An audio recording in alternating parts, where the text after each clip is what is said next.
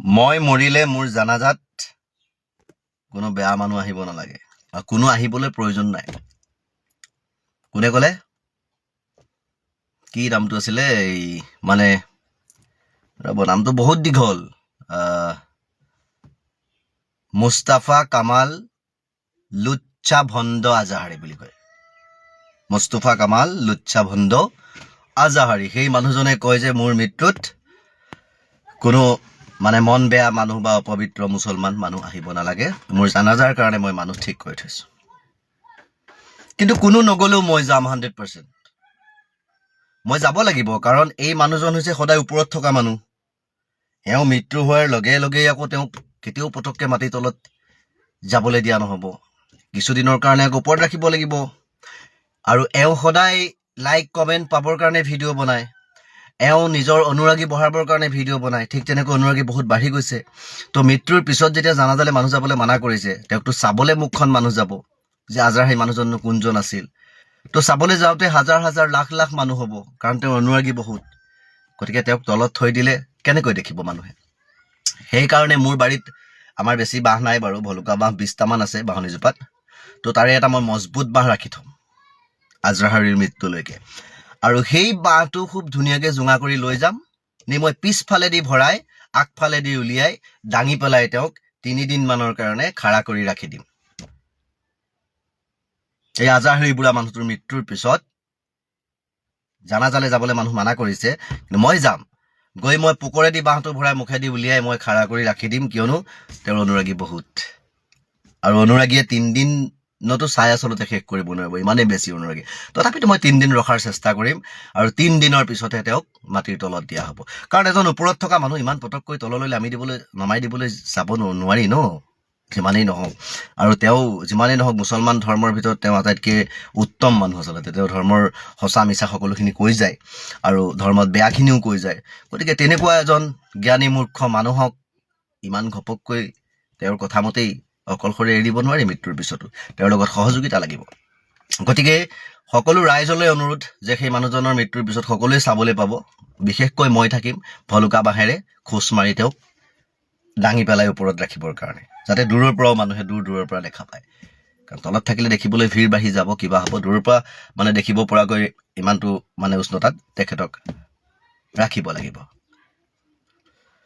গতিকে সেই মানুহজন এনেকুৱা এজন ভণ্ড, এনেকুৱা এজন চৈতান, এনেকুৱা এজন নষ্ট চৰিত্ৰৰ মানুহ।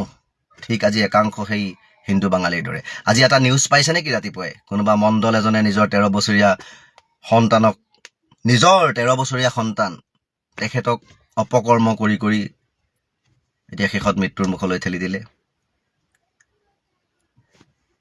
এই তেনেকুৱা মনৰ মানুহ হ'ল এই আজহাৰী বোলা মানুহটো। ই মূৰত টুপি আৰু গাত কুৰ্তা পিন্ধি আছে, মুছলমান বুলি নিজকে কয়। ই তলে তলে কিমানক ধৰ্ষণ কৰিছে, কিমানক আচলতে ৰেপ কৰিছে, এইটো কিন্তু আপুনি মই আচলতে জনাত নাই। ই সেই মণ্ডলৰ লগৰ হিন্দু বাঙালী আৰু এই আমাৰ মুছলমানৰ ভিতৰত এই আজহাৰী, এই মানে দুটা বস্তু একেলগে মিলে। হিন্দু বাঙালীৰ লগত আজহাৰী মিলে। মানে আজহাৰীৰ মানে কৰ্মকাণ্ড আৰু হিন্দু বাঙালীৰ কৰ্মকাণ্ড একেই। এই আজহাৰীৰ কথা বতৰা এনেকুৱা লাগে যে এওঁ কোনো ঈশ্বৰ বা এওঁ কোনো আল্লাহ, এওঁ কোনো কাকো ভয় নকৰে। এওঁ সেই নিজৰ মা ভগ্নীৰ লগতো এনেকুৱা এই মণ্ডলৰ নিচিনা অপকৰ্ম কৰিবলৈ সাহস থকা মানুহ যেন লাগে, তেনেকুৱা যেন লাগে। গতিকে এই মানুহজন মৰিলে হয়তো মাটিত জেগা আচলতে দিবই নালাগে মানুহে। এওঁক ভলুকা বাঁহ দি খোজ মাৰি মই দাঙি দিম, ৰাইজে তলফালৰ পৰা জ্বলাই দিলে খেলা খতম। গতিকে আজহাৰী বোলা মানুহটোক এনেকৈহে আচলতে তেওঁ জানাজালে যাবলৈ মানা কৰাটো ঠিক কথাই কৈছে। তেওঁৰ কেতিয়াও জানাজা নহয়, তেওঁক আচলতে জ্বলাই দিব লাগে। তেওঁক জ্বলাই দিলেহে আচলতে পূৰ্ণতা পাব। কথাটো বুজি পালে? গতিকে এই মানুহজন এজন নষ্ট চৰিত্ৰৰ ভণ্ড মুছলমান বুলি ক'লো মই। তো ধন্যবাদ। Justice for Zubeen Garg.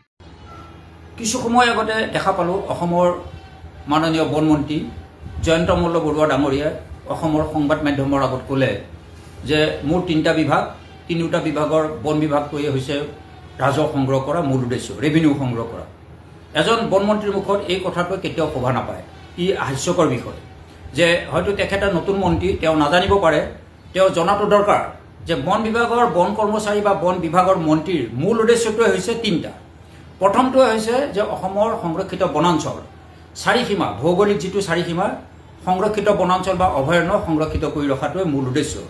2 নম্বৰটো হৈছে যে অসমৰ বন আৰু বনাঞ্চল বেদখলকাৰী মুক্ত কৰি ৰাখিব লাগিব, প্ৰকৃতি সেউজীয়া কৰি ৰাখিব লাগিব। বেদখলকাৰীক আপুনি কোনো কাৰণতে বনাঞ্চলত প্ৰৱেশ কৰিব নিদিব, 2 নম্বৰ উদ্দেশ্যটো। 3 নম্বৰটোৱে হৈছে যে বনাঞ্চলৰ ভিতৰত যিবোৰ খালী ঠাই আছে, অৰ্থাৎ গছ বন যিবোৰ প্ৰাকৃতিকভাৱে বতাহ ধুমুহাত নষ্ট হৈছে, যিবোৰ ঠাই খালী হৈ গৈছে, এই খালী ঠাইবোৰ পূৰণ কৰিবৰ কাৰণে বন বিভাগৰ জন্ম হৈছিল। অৰ্থাৎ অসমৰ অক্সিজেন পাবৰ কাৰণে গছ বন জীৱ জন্তু চৰাই চিৰিকটি সকলো ৰাখিবৰ কাৰণেহে বন বিভাগৰ জন্ম হৈছিল। তাত কোনো কাৰণতে কোৱা হোৱা নাছিল যে ৰেভিনিউ সংগ্ৰহ কৰিবৰ কাৰণে। হয়তো তেখেতে নাজানে 1996ত মাননীয় সুপ্ৰিম কোৰ্টে গোটেই ভাৰতত এটা অৰ্ডাৰ উলিয়াই দিছিলে যে অসম তথা ভাৰতত 11%হে সেউজীয়া হৈ আছে, গছ বন আছে, কিন্তু মানুহক অক্সিজেন প্ৰয়োজন হৈছে 19% সেউজীয়া গছ গছনিৰ পৰা।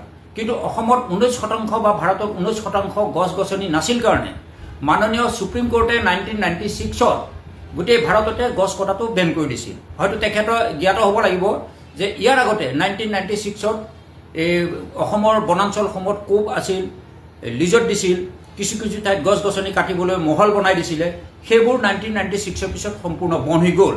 2013 চনত গোটেই অসমত যিবোৰ বন বিভাগৰ অধীনত যিবোৰ মহল দিয়া হৈছিল, শিলবালি মহল, সেই মহলটো বন্ধ কৰি লৈ পেলাই সুপ্ৰিম কোৰ্টৰ নিৰ্দেশ মতে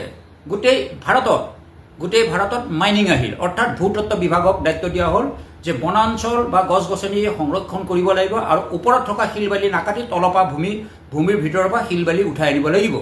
এতিয়া তেখেতে কৈছে যে বন বিভাগৰ মূল উদ্দেশ্যটো হৈছে ৰেভিনিউ সংগ্ৰহ। অতি হাস্যকৰ বিষয়। তেখেতে হয়তো নাজানে যে বন বিভাগে ৰেভিনিউ সংগ্ৰহ কৰিব নোৱাৰিছিল আগতে, কাৰণ তেওঁলোকে গছ বন জীৱ জন্তু চৰাই চিৰিকটি ৰক্ষা কৰাৰ কাৰণে বন বিভাগটো জন্ম হৈছিল। যেতিয়া বন বিভাগৰ প্ৰয়োজন হয় তেতিয়া মহল আছিল, এতিয়া মহলো নাই, এতিয়া মাইনিং আছে। এতিয়া মাইনিংটোত ভূতত্ত্ব বিভাগে ওপৰৰ পৰা কাটিবলৈ মানা কৰিছে, তলৰ পৰাহে কাটি আনিবলৈ দিছে। তেনে ক্ষেত্ৰত যদি ৰেভিনিউ সংগ্ৰহ কৰিব লাগে, তেওঁ যদি মূল উদ্দেশ্য ৰেভিনিউ হয়, তেতিয়াহ'লে মই ভাবোঁ যে অসমৰ বন আৰু বনাঞ্চল ক্ৰমান্বয়ে শেষ হৈ যাব। কাৰণ DFOসকলে মন্ত্ৰীৰ নিৰ্দেশ যদি মানিব লগা হয়, ৰেভিনিউ যদি টাৰ্গেট দিয়ে ইমান টকা আমাক দিবই লাগিব, তেতিয়াহ'লে আগতকৈ এতিয়া DFO বা ৰেঞ্জাৰ ACF বা বিট অফিচাৰসকলে DFOক সন্তুষ্ট কৰিবৰ কাৰণে যধে মধে গছ কাটিব লাগিব, যধে মধে পাহাৰ খনন কৰিব লাগিব, শিল বালি কাটিব লাগিব, নদীৰ যিকোনো অঞ্চলত শিল বালি ক্ৰয় কৰি হ'লেও অসম চৰকাৰক ৰেভিনিউ দিব লাগিব। এই ক্ষেত্ৰত মই মাননীয় মুখ্যমন্ত্ৰীদেৱক অনুৰোধ কৰিম যে বন বিভাগৰ মূল উদ্দেশ্যৰ পৰা আপোনালোকে আঁতৰি নাযাব। বন বিভাগৰ উদ্দেশ্যটো হৈছে প্ৰকৃতি সেউজীয়া কৰি ৰখা, খালী ঠাই পূৰণ কৰিব লাগিব, প্ৰকৃতিক গছ গছনি লগাব লাগিব। যাৰ কাৰণে আজি ভাৰত চৰকাৰক বিদেশী ৰাষ্ট্ৰই পইচা দিছে। হয়তো বনমন্ত্ৰীয়ে জ্ঞাত হয়নে নহয় আমি নাজানো। কেম্পা বুলি এটা স্কিম চলি আছে, APFBC এটা স্কিম চলি আছে। বিদেশী ৰাষ্ট্ৰই ফ্ৰান্সৰ পৰা পইচা দিয়া হৈছে, য'ত আজি কিছুদিনৰ আগতে ফ্ৰান্সৰ দিয়া পইচাৰে 129খন নে 30খন যান বাহনো ক্ৰয় কৰিছে। যে এই যে যান বাহনবোৰ ক্ৰয় কৰিছে, এইটো অসম বা ভাৰতৰ পইচা নহয়, এইটো বিদেশী ৰাষ্ট্ৰৰ পইচা। বিদেশে চিন্তা কৰিছে ভাৰত তথা অসম প্ৰকৃতি সেউজীয়া কৰি ৰাখিবলৈ। তেনে ক্ষেত্ৰত অসমৰ বন মন্ত্ৰীয়ে ৰেভিনিউ সংগ্ৰহ কৰা কথাটোৰ ওপৰত গুৰুত্ব প্ৰদান কৰিছে। পৃথিৱীৰ অন্য দেশে চিন্তা কৰিছে ভাৰতত তথা অসমত গছ গছনি নোহোৱা হৈ গ'ল, প্ৰকৃতি সেউজীয়া কৰিব লাগে, বিদেশী ৰাষ্ট্ৰই পইচা দিছে, কেম্পা APFBC এই আঁচনিবোৰত পইচা দিয়া আছে। সেই পইচাৰ বিপৰীতে এতিয়া অসমৰ বনমন্ত্ৰীয়ে জয়ন্ত মল্ল ডাঙৰীয়াই এতিয়া তেওঁ ৰেভিনিউ সংগ্ৰহ কৰাত লাগিছে। ই হাস্যকৰ বিষয়। গতিকে মই মাননীয় মুখ্যমন্ত্ৰী মহোদয়ক অনুৰোধ কৰিছোঁ যে বন বিভাগৰ মূল উদ্দেশ্যৰ পৰা আপোনালোকে আঁতৰি নাযাব। আপুনি এবাৰ বনমন্ত্ৰীক এই বিষয়টো অৱগত কৰিব। আশা ৰাখিছোঁ বন বিভাগৰ মূল উদ্দেশ্যৰ পৰা আপুনি আঁতৰি নগৈ প্ৰকৃতি সেউজীয়া কৰাটোহে মূল উদ্দেশ্যত আপুনি ৰাখিব বুলি আমি আশা ৰাখিলোঁ। হে ভগৱান, বিদেশটো পৰিছে। ও ভাই কিয় চট ভাই কিয়? ও মাই গড। এই স্টপ যাও, স্টপ যাও। যাইছা। এই কে গেছে তো না? এই মামা চলে যাবে না। ওই জাগ ধরছে। হাতা ধরেছে কিন্তু। এবার তুই খানা মানে লা বইনি। ওই বইনি।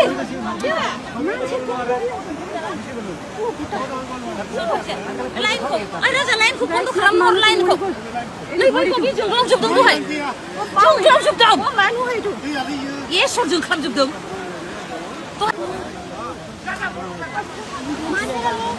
मान नहीं वो क्या दिख रहा है क्या वो ब्रिज में गिरी को सो ये और सोरा वो पाँव नहीं दिख रहा है क्या वो है तो हम वहाँ से दिखाई दे रहा था वो आदमी को उसका उतार से जानू ना ओम नमः शिवाय ये तो हम बेबी से दिखा दे एम्बुलेंस मार सिंह करे एम्बुलेंस मार oh my God medical phone करना ए माथा दुखी बगले पानी का क्या हो अब क्या था हमें तो घर में थी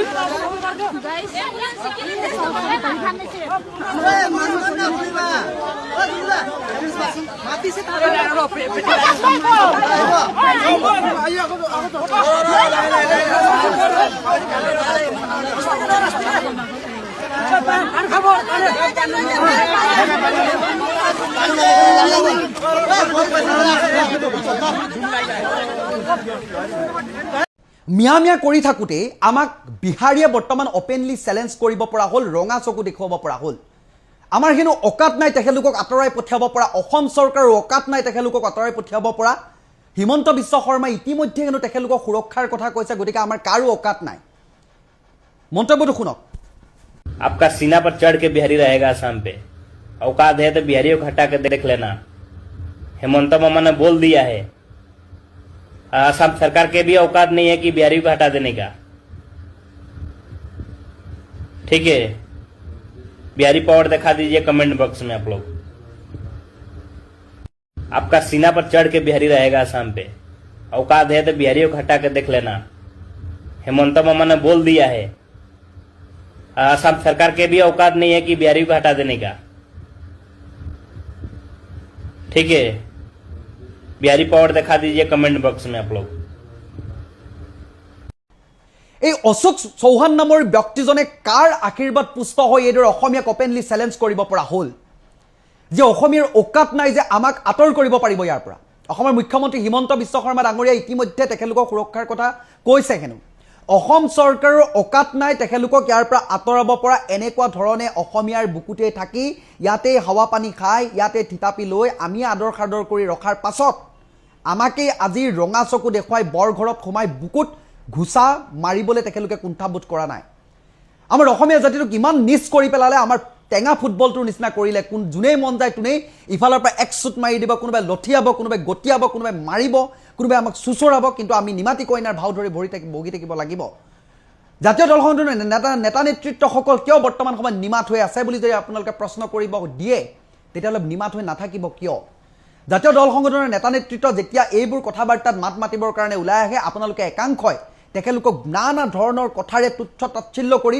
তেখেতলোকক উঠি অহা বা অসমীয়া আইজনীৰ প্ৰতি কৰিব বিচৰা কামখিনিৰ প্ৰতি আপোনালোকে হেঙাৰ হিচাপে থিয় দিয়া আমাৰ একাংশ পদলেহনকাৰী তলুৱা চেলেকাসকলে বিহাৰী বুলি ক'লে যিসকলৰ বুকু পুৰে তেখেতলোকে এই ভিডিঅ'টো চাওক কিদৰে অপেনলি চেলেঞ্জ কৰিব পৰা হ'ল যিসকলে তেখেতলোকে বুকুৰ কুটুম বনাই লৈছিলে সেইসকলে এই ভিডিঅ'বোৰ ভালদৰে চাওক কেনেকুৱা ধৰণৰ পৰিৱেশ পৰিস্থিতিৰ সৃষ্টি কৰিব বিচাৰিছে এই ব্যক্তিজনে অসাংবিধানিক শব্দ ব্যৱহাৰ কৰি অসম নামৰ ৰাজ্যখনত থাকি প্ৰলাপ বকাৰ দৰে কিছুমান কথা কৈছে যে দুটা গোষ্ঠীৰ মাজত গোষ্ঠীগত সংঘৰ্ষ লগাবলৈ চেষ্টা কৰিছে উচতনিমূলক মন্তব্য কৰা দেখিবলৈ পোৱা গৈছে একেলোকৰ ওপৰত এতিয়া অসম আৰক্ষীয়ে কি ব্যৱস্থা গ্ৰহণ কৰিব আজি অসমীয়াক যোনেই পায় তোনেই ফুটবলটোৰ গতে ছুটিয়াই লৈ ঘূৰি ফুৰিব বিচাৰে টেঙা ফুটবলটো যেনেকুৱা অকণ মূল্য আছে কিন্তু আমাৰ মূল্য নাইকিয়া তেনেকুৱা ধৰণৰ ব্যৱস্থা কৰিছে যোনেই মন যায় কেতিয়াবা আমাক লঠিয়াই গটিয়াই ঘূৰি ফুৰিব কেতিয়াবা আমাক ঘুচা মাৰিব অসমী নামৰ আইজনীৰ বুকুতেই থাকিব খাৱা পানী ইয়াৰে খাব ইয়াৰে কৰিব আমি ইয়াতে আদৰি সাদৰি ল'ম আমি ইয়াতে থিতাপি দিম তাৰপিছত কিন্তু আমাৰ ওপৰত তেখেতলোকে বাৰে বাৰে আক্ৰমণ কৰিব আৰু নিমাতি কইনা হৈ আমি বহি থাকিব লাগিব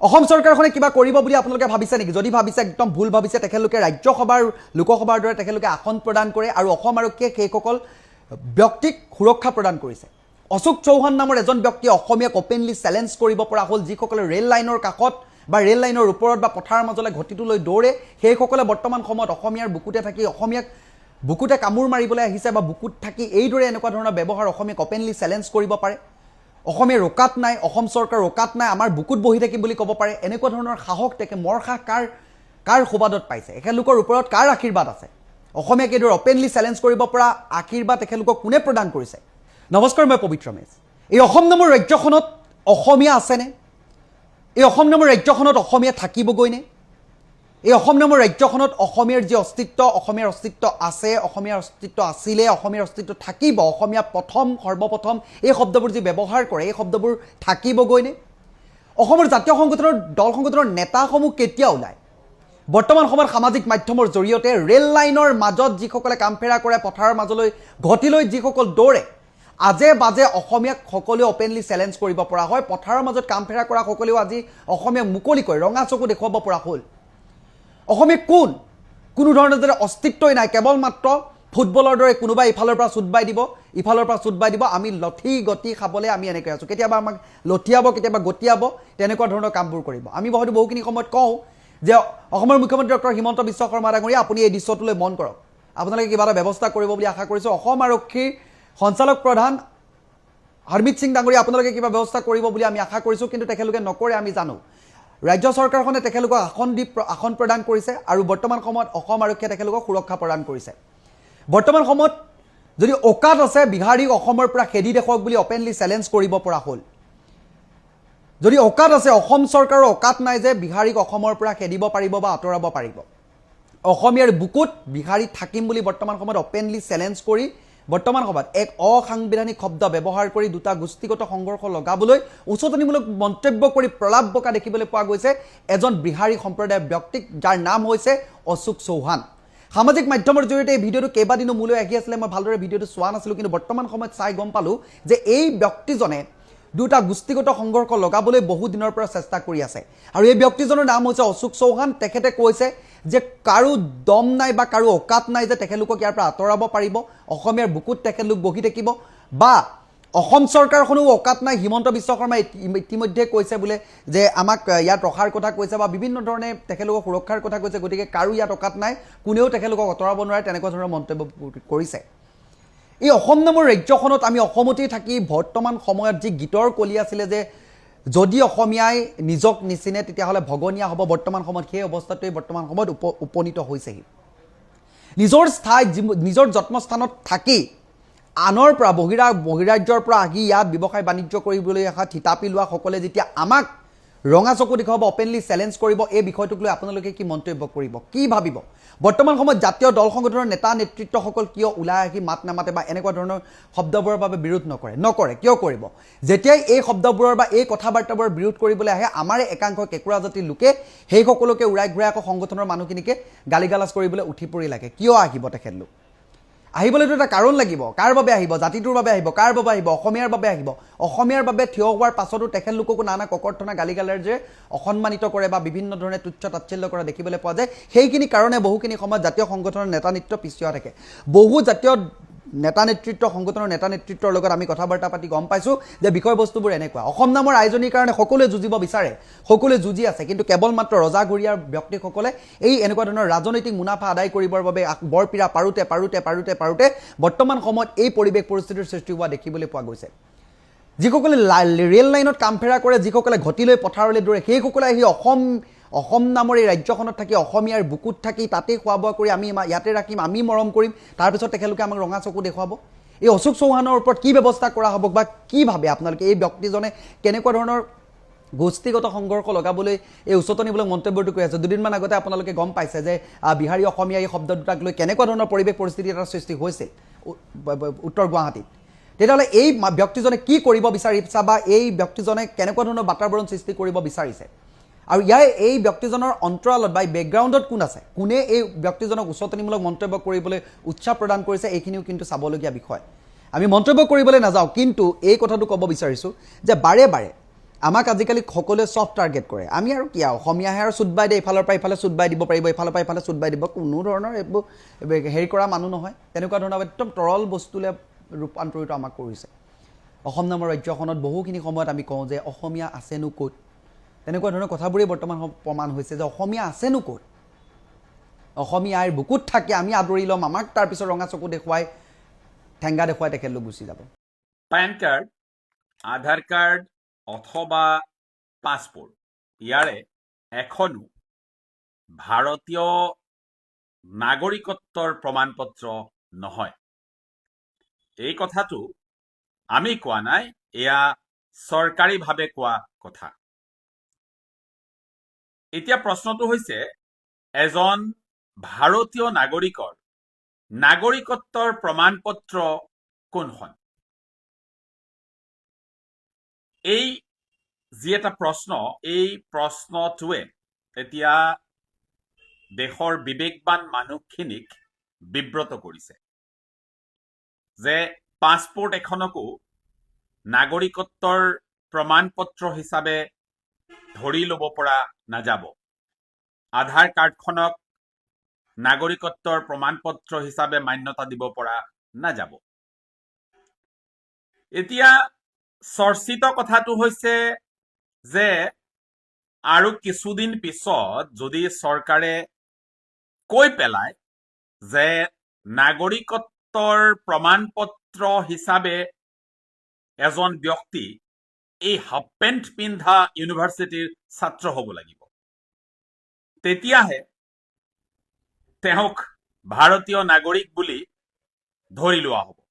এতিয়া হাফ পেণ্ট পিন্ধা ইউনিভাৰ্চিটি বুলি কওঁতে আপোনালোকে নিশ্চয় বুজিছে যে আমি কাক বুজাব বিচাৰিছো।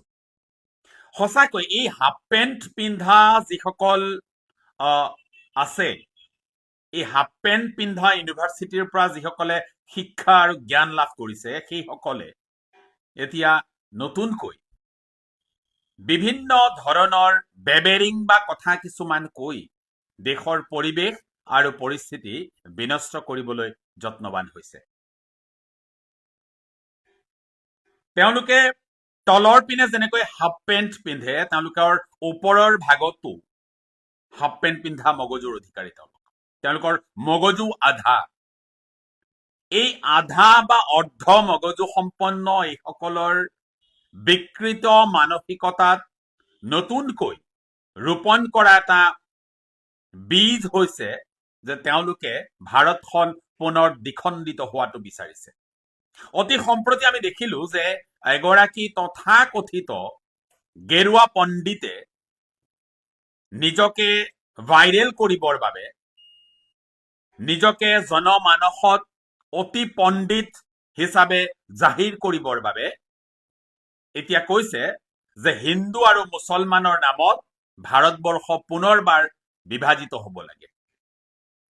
এইসকল বিকৃত মগজু সম্পন্ন, বিবেক শূন্য আৰু নিজৰ ধৰ্ম সম্পৰ্কে জ্ঞান একেবাৰে শূন্য এইসকল তথাকথিত পণ্ডিতে কেৱল দিনটো আন ধৰ্মৰ বিৰুদ্ধে তেওঁলোকে কুৎস ৰচনা কৰি ফুৰে। আন ধৰ্ম সম্পৰ্কে সমালোচনাত তেওঁলোক মুখৰ হৈ থাকে।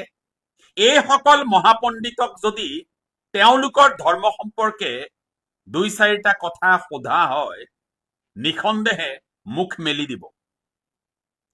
সংস্কৃতৰ শ্লোক ২-এটা যদি ভালকৈ কবলৈ দিয়া হয়, তেওঁলোকে মুখ মেলি দিব। আৰু এইসকলে এই হাফ পেণ্ট পিন্ধা ইউনিভাৰ্চিটিৰ পৰা অল্প শিক্ষাৰে শিক্ষিত হৈ এতিয়া গোটেই দেশত তেওঁলোকৰ সেই সংকীৰ্ণ মনোভাৱ, তেওঁলোকৰ সেই সংকীৰ্ণ যি এজেণ্ডা, সেয়া তেওঁলোকে বিয়পাবলৈ যত্ন কৰিছে। আজি দেশত বিতৰ্কৰ তুংগত থকা বিষয়টো হৈছে অযোধ্যাৰ ৰাম মন্দিৰৰ প্ৰণামীৰ ধন চুৰি হোৱা বিষয়টো। এই বিষয়টো মই কবলৈ নাযাওঁ। যদি এই বিষয়টোত মই কিবা কবলৈ যাওঁ, তেতিয়া তথাকথিত হাফ পেণ্ট পিন্ধা পণ্ডিতসকলে কব যে এইটো আমাৰ হিন্দু ধৰ্মৰ আভ্যন্তৰীণ বিষয়, ইয়াত মুছলমানে মাত মতাৰ প্ৰয়োজন নাই। নিঃসন্দেহে তেওঁলোকৰ সেই কথাক সন্মান জনাইছো যে হিন্দু ধৰ্মৰ ধৰ্মীয় অনুষ্ঠান এটাত প্ৰণামীৰ ধন হিন্দু ধৰ্মৰ মানুহে চুৰ কৰিছে। নিঃসন্দেহে তাত কবলগীয়া আমাৰ একো নাই বা আমি তাত সেই সম্পৰ্কে কবলৈ যোৱা নাই। কিন্তু একে সময়তে আমি কবলৈ এই কথাটো বিচাৰিছো যে সেই বিষয়টো গাপ দিবলৈ ইমানেই যত্ন আৰু প্ৰয়াস কৰি থকা হৈছে যে এটা নতুন নেৰেটিভ দেশবাসীৰ সন্মুখত তুলি ধৰিবলৈ যত্ন কৰা হৈছে। কিছুমান পণ্ডিতে এতিয়া কৈছে যে মুছলমানসকলৰ লগত তেওঁলোক নাথাকে, গতিকে দেশখন আকৌ এবাৰ বিভাজিত হ'ব লাগে। মুছলমানৰ বাবে এখন বেলেগ দেশ আৰু হিন্দুৰ বাবে এখন বেলেগ দেশ হ'ব লাগে। এতিয়া আটাইতকৈ ডাঙৰ প্ৰশ্ন এটা এইখিনিতে উত্থাপিত হ'ব, সেইটো হৈছে যে দেশ বিভাজিত হোৱাৰ প্ৰাক মুহূৰ্তত দেশ স্বাধীন যেতিয়া হৈছিল, দেশে যেতিয়া স্বাধীনতা লাভ কৰিছিল, দীঘলীয়া ব্ৰিটিছ বিৰোধী আন্দোলনত হেজাৰ হেজাৰ দেশ প্ৰেমিকৰ আত্মবলিদানৰ বিনিময়ত দেশে স্বাধীনতা লাভ কৰিছিল। হিন্দু মুছলমান উভয়ে স্বাধীনতা আন্দোলনত অংশগ্ৰহণ কৰিছিল। শ্বহীদ হিন্দু হৈছিল, শ্বহীদ মুছলমানো হৈছিল। সেই সময়ত এই হাফ পেণ্ট পিন্ধাসকলৰ ভূমিকা কি আছিল অকণমান জানিব বিচাৰিছো। যদি কোনোবা মহাপণ্ডিতৰ হাতত এই হাফ পেণ্ট পিন্ধাসকলৰ স্বাধীনতা আন্দোলনত আগবঢ়োৱা অনবদ্য ভূমিকা সম্পৰ্কে কিবা তথ্য আছে, তেওঁলোকে জনালে আমি উপকৃত হম। আৰু আজি এইসকল হাফ পেণ্ট পিন্ধাই বিচাৰিছে দেশখন পুনৰবাৰ বিভাজিত হ'ব লাগে। ধিক্কাৰ জনাইছো সেইসকলৰ সেই নিকৃষ্ট মানসিকতাক। স্বাধীনতা কি বস্তু এইসকলে কি বুজিব?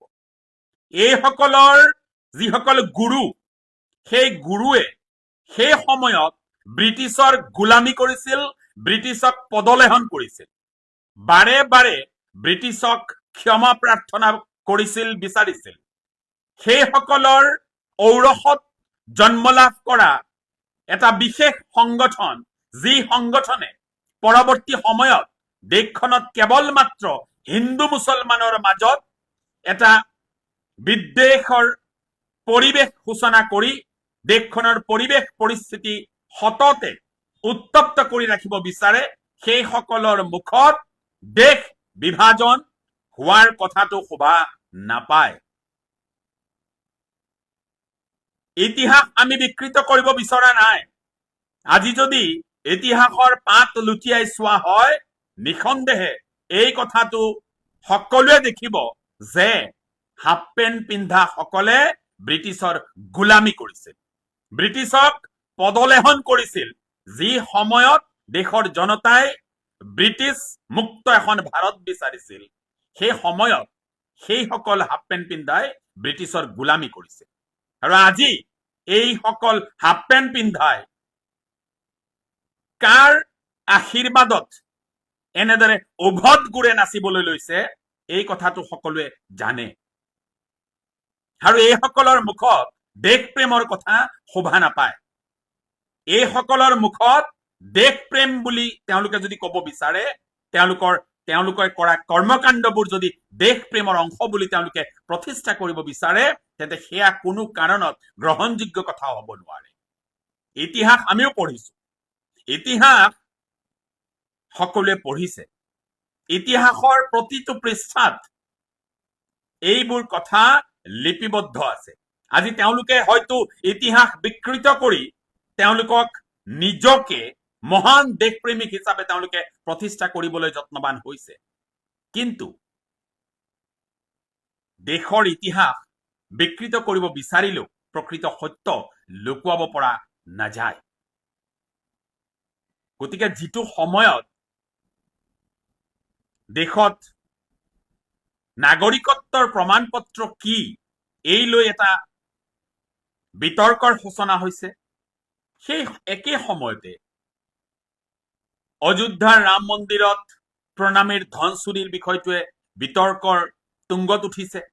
আৰু একে সময়তে একাংশ জধামূৰ্খ পণ্ডিতৰ মূৰত এতিয়া সোমাইছে যে দেশখন হেনো দ্বিখণ্ডিত হ'ব লাগে। আপোনালোকে কি ভাবে? এইখন দেশ আকৌ এবাৰ বিভাজিত হোৱাটো আপোনালোকে বিচাৰে নেকি? কমেণ্ট কৰি জনাবচোন। মাননীয় মুখ্যমন্ত্ৰী ডক্টৰ হিমন্ত বিশ্ব শৰ্মা ডাঙৰীয়া, মাননীয় শিক্ষামন্ত্ৰী ৰণেশ পেগু ডাঙৰীয়া, শিক্ষা বিভাগত এয়া কি ঘটিবলৈ আৰম্ভ কৰিছে? প্ৰিয় দৰ্শক, আচৰিত হ'ব শুনিলে। গুৱাহাটীৰ অদালবাক্ৰাৰ সাবিত্ৰী ভৰালী হাইস্কুলৰ কথা, আৰু তাত বিগত 5 জুনত ঘটা এটা ঘটনাক লৈ সেই স্কুলৰ সন্মানীয় প্ৰধান শিক্ষক এগৰাকীক মানসিকভাৱে নিৰ্যাতন চলোৱা হৈছে। মানসিক নিৰ্যাতন কেনেকুৱা আমি কম, কিন্তু প্ৰথমতে ক'ব খুজিছো 5 তাৰিখে অৰ্থাৎ 5 জুনত বৰ্তমানৰ মন্ত্ৰী অশ্বিনী ৰায় চৰকাৰৰ এখন বিশেষ সভা অনুষ্ঠিত হৈছিল, আৰু তাত গুণমুগ্ধ একাংশ সমবেত হৈছিল, আৰু তাৰে এগৰাকী ব্যক্তিয়ে এই সাবিত্ৰী ভৰালী হাইস্কুলৰ দুৱাৰমুখখন বন্ধ কৰি ৰাখি গৈছিল এই গাড়ীখন। A01 FY 6959 নম্বৰৰ এই বেলেনো গাড়ীখন দুৱাৰমুখত ৰখাৰ বাবে ব্যাপক সমস্যাৰ সন্মুখীন হৈছিল। মধ্যাহ্ন ভোজনৰ গাড়ীখন স্কুলৰ চৌহদত প্ৰৱেশৰ কাৰণে অসুবিধাৰ সৃষ্টি হ'ব বুলি ভাবিয়েই স্কুলখনৰ ভাৰপ্ৰাপ্ত প্ৰধান শিক্ষক সন্তোষ ভৰালীয়ে বিচাৰ খোচাৰ কৰিছিল কোনে এই গাড়ীখন ৰাখি থৈছে, আৰু সেই সমগ্ৰ বিষয়টো লক্ষ্য ৰাখি তেওঁ সোধপোছ কৰিছিল, ওচৰৰ মানুহকো সুধিছিল, আৰু শেষত গম পাইছিল মন্ত্ৰী অশ্বিনী ৰায় চৰকাৰৰ কোনো শুভাকাংক্ষীয়ে গাড়ীখন এইদৰে ৰাখি থৈ গৈছিল। যেতিয়া গাড়ীখন তাৰ পৰা গুচোৱা নাছিল, মন্ত্ৰী ওলাই হোৱাৰ সময়ত মন্ত্ৰীক এই কথাটো অৱগত কৰিছিল প্ৰধান শিক্ষক ভৰালী ডাঙৰীয়াই, আৰু তাতেই অপৰাধ। আৰু তাৰ পিছত শিক্ষা বিভাগলৈ এখন অভিযোগ পত্ৰ দাখিল কৰা হ'ল, আৰু সেই অভিযোগ পত্ৰৰ ভিত্তিত মাননীয় মমতা হজাই হায়াৰ ছেকেণ্ডাৰী এডুকেশ্যনৰ সঞ্চালিকা বাইদেৱে তেখেতক প্ৰধান শিক্ষকৰ পদৰ পৰা আঁতৰাই ৰাখিলে। এতিয়া আমাৰ প্ৰশ্ন হ'ল, স্কুলৰ সন্মুখত কোনে গাড়ী ৰাখিছে এই প্ৰশ্নটো সোধাৰ বাবে এগৰাকী প্ৰধান শিক্ষকৰ লগত এই কামবোৰ কৰিব নেকি? আৰু মন্ত্ৰী অশ্বিনী ৰায় চৰকাৰ, আপুনিও এই ক্ষেত্ৰত বিশেষ গুৰুত্বপূৰ্ণ ভূমিকা গ্ৰহণ কৰা উচিত, কাৰণ যিখন অভিযোগ পত্ৰ দিয়া বুলি উল্লেখ কৰা হৈছে সেই অভিযোগ পত্ৰখনত আপোনাক অশ্লীল অভব্য গালিগালাজ পাৰা বুলি কৈছিল, আৰু প্ৰধান শিক্ষকে হেনো গাড়ীখন জ্বলাই দিয়াৰ কথা কৈছিল, আৰু তাৰ কাৰণে তেওঁৰ ওপৰত ব্যৱস্থা গ্ৰহণৰ বাবে এখন পত্ৰ দাখিল কৰা হৈছে, আৰু সেই পত্ৰক ভিত্তি কৰিয়ে কোনো তদন্ত ঘোষণা নকৰাকৈ, কোনো চকচ নিদিয়াকৈ প্ৰধান শিক্ষক গৰাকীক আঁতৰোৱা হ'ল। এয়া কেনে কথা? আৰু মাননীয় মন্ত্ৰী অশ্বিনী ৰায় চৰকাৰ আৰু শিক্ষা বিভাগৰ মন্ত্ৰী ৰণেশ পেগু ডাঙৰীয়া, আপোনালোকে নিজেই চিন্তা কৰক, এগৰাকী প্ৰধান শিক্ষকে কোনোবা মন্ত্ৰীক এনেকে অভব্য অশ্লীল মন্তব্য কৰাৰ সাহস কৰিব পাৰে নেকি? যদি প্ৰধান শিক্ষক গৰাকীৰ মগজুৰ বিকৃতি ঘটিছে তেতিয়াহ'লে সেয়া বেলেগ কথা, তদন্ত কৰক। কিন্তু মগজু ঠিকে থকা এগৰাকী ব্যক্তিয়ে এনেকে ৰাজহুৱাভাৱে এগৰাকী মন্ত্ৰীক অভব্য অশ্লীল আচৰণ কৰিব পাৰে বুলি আপোনালোকে ভাবেনে? আচলতে হ'ব লাগিছিল কি? সেই গাড়ীখন কোনে ৰখাইছে, সেই গাড়ীখনৰ গৰাকী কোন, এইটো হ'ব লাগিছিল তদন্তৰ বিষয়। কিন্তু এতিয়া একাংশ লোকে উদ্দেশ্য প্ৰণোদিতভাৱে এইগৰাকী প্ৰধান শিক্ষকৰ ওপৰত থকা বিভিন্ন খঙৰ বাবে এই কামটো কৰিছে, আৰু এই পত্ৰখনকে গুৰুত্ব দি মাননীয় মমতা হজাই ডাঙৰে নিৰ্দেশনা দিছে। আমাৰ হাতত পৰা তথ্য মতে এইগৰাকী প্ৰধান শিক্ষকে দায়িত্ব লৈয়েই স্কুলখনৰ শৈক্ষিক উত্তৰোত্তৰৰ কাৰণে কিছুমান বিশেষ পদক্ষেপ গ্ৰহণ কৰিছিল, যেনে নিৰ্দিষ্ট সময় হোৱাৰ লগে লগে স্কুলৰ মূল গেটত তলা লগাই দিয়ে, প্ৰতিগৰাকী শিক্ষক শিক্ষয়িত্ৰীক নিৰ্দেশনা দিছিল যাতে কোনেও ক্লাছৰুমলৈ মোবাইল ফোন নিনিয়ে। আটাইতকৈ গুৰুত্বপূৰ্ণ কথাটো হ'ল, ইটো ক্লাছৰ পৰা সিটো ক্লাছলৈ শিক্ষকসকল যে যায় তাৰ কাৰণে নিৰ্দিষ্ট সময় বান্ধি দিছিল যে কোনো শিক্ষকে এই ক্লাছটোৰ পৰা সেই ক্লাছটোলৈ যোৱাৰ বাবে 5 মিনিটতকৈ অধিক সময় নষ্ট কৰিব নোৱাৰিব। এতিয়া আমাৰ কথাটো হ'ল, প্ৰথমতে তদন্ত কৰাৰ দৰকাৰ আছিল, কোনটো সঁচা কোনটো মিছা। প্ৰথমতে তেখেতক চকচ নটিচ দিব লাগিছিল, তাকে নকৰি কিয় উদ্দেশ্য প্ৰণোদিতভাৱে এইগৰাকী প্ৰধান শিক্ষকক অপহৰণ কৰা হ'ল, এই কথাবোৰতো উত্তৰ লাগিব। এনেই যি মন যায় কোনোবা ৰাজনৈতিক নেতা পানী নেতাক সন্তুষ্ট কৰিবলৈ যদি শিক্ষা বিষয়াই এই ধৰণে কাম কাজ কৰে, এয়াতো কোনো কাৰণত গ্ৰহণযোগ্য হ'ব নোৱাৰে। গতিকে দিকে বিভক্ত স্পষ্ট কথা, এই বিষয়ত শিক্ষামন্ত্ৰী মুখ্যমন্ত্ৰী ডাঙৰীয়াৰ হস্তক্ষেপ লাগে। এই কাৰণে লাগে, এনেকে যদি শৈক্ষিক বাতাবৰণ এটা বিনষ্ট কৰা হয় তেতিয়াহ'লে ছাত্ৰ ছাত্ৰীসকলৰ অৱস্থা কি হ'ব? আমি এই কথাটো অস্বীকাৰ নকৰোঁ। যদি কোনোবা ছাত্ৰ ছাত্ৰীৰ অভিভাৱক বা ছাত্ৰ ছাত্ৰীয়ে শিক্ষকজনৰ বিৰুদ্ধে তথ্য প্ৰমাণ অভিযোগ দাখিল কৰিছে, তাৰ বিচাৰ কৰি শাস্তি দিয়ক, তাত আমাৰ ক'বলগীয়া নাই। এনেই অভিভাৱকসকলে চৰকাৰী বিদ্যালয়ত নিজৰ সন্তানক পঢ়ুৱাব নোখোজে, তাৰ ওপৰত যদি এই ধৰণৰ ঘটনাবোৰ ঘটি থাকে, শিক্ষাৰ মানদণ্ড কি আমি প্ৰত্যেকেই জানো কি পৰ্যায়ত চলি আছে অসমৰ চৰকাৰী মাধ্যমৰ শিক্ষা ব্যৱস্থা। কিন্তু আমি ক'ব খোজা কথাটো হ'ল সাবিত্ৰী ভৰালী হাইস্কুলত যিটো কাণ্ড ঘটিল তাৰ এটা উচিত তদন্ত লাগে আৰু মাননীয় মুখ্যমন্ত্ৰী আৰু শিক্ষামন্ত্ৰী মহোদয় এই ক্ষেত্ৰত আপোনালোকে জৰুৰীভাৱে হস্তক্ষেপ প্ৰদান কৰক। ধন্যবাদ। জয় আই অসম।